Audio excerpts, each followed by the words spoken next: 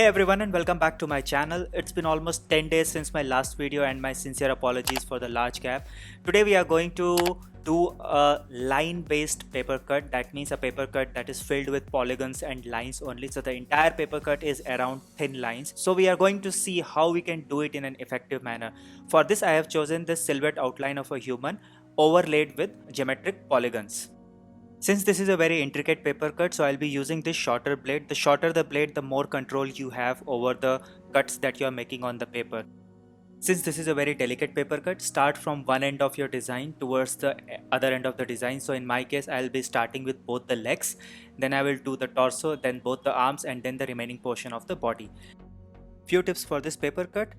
Be patient. Do not hurry this paper cut because if you will cut a line, you will break the line and it will not look good.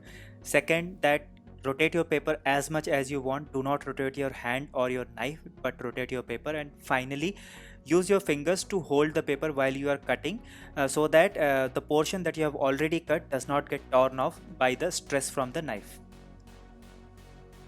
And now I will stop talking and let you guys enjoy the time lapse of the entire paper cut.